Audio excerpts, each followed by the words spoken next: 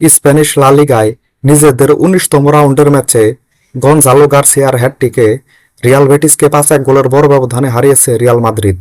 ইনজুরির কারণে দলের সেরা তারকা কিলিয়ান এমবাপ্পে না থাকায় কিছুটা চাপ নিয়ে খেলতে নেমেছিল রিয়াল মাদ্রিদ।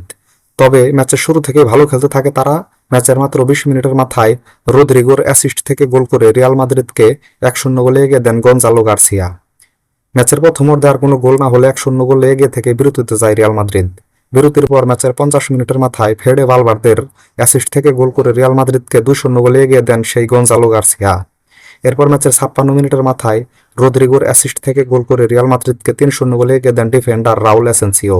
এরপর ম্যাচের ৬৬ মিনিটের মাথায় রুই ভালের অ্যাসিস্ট থেকে গোল করে রিয়াল বেটিসের হয়ে ৩-১ ব্যবধান কমান কুচু হার্নান্দেজ। এরপর ম্যাচের ৮২ মিনিটের মাথায় আর্দা গুলারের অ্যাসিস্ট থেকে গোল করে নিজের হ্যাটট্রিক পূরণ করেন গনসালো গার্সিয়া। সেই সাথে রিয়াল মাদ্রিদকে তিনি এগিয়ে দেন ৪-১ গোলের বড় ব্যবধানে। এরপর ম্যাচের ৯৩ মিনিটের মাথায় ফেডে ভালভার্দের অ্যাসিস্ট থেকে গোল করে রিয়াল মাদ্রিদের ৫-১ গোলের জয় নিশ্চিত করেন ডিফেন্ডার ফেরান গার্সিয়া। এই ম্যাচে জয় পাওয়ায় ১৯ ম্যাচে ৪৫ পয়েন্ট নিয়ে লা লিগার পয়েন্ট টেবিলের ২ নম্বর অবস্থান করছে রিয়াল মাদ্রিদ। পরবর্তী ম্যাচে আগামী ৯ জানুয়ারি রাত ১টায় স্প্যানিশ সুপার কাপের সেমিফাইনালে অ্যাটলেটিকো মাদ্রিদের বিপক্ষে মাঠে নামবে রিয়াল মাদ্রিদ। তো বন্ধুরা, ভিডিওটা ভালো লাগলে একটা লাইক দিন, সাথে ক্রিকেট ও ফুটবলের নতুন নতুন আপডেট পেতে এখনই আমার চ্যানেলটাকে সাবস্ক্রাইব করে দিন। সকলকেই ধন্যবাদ।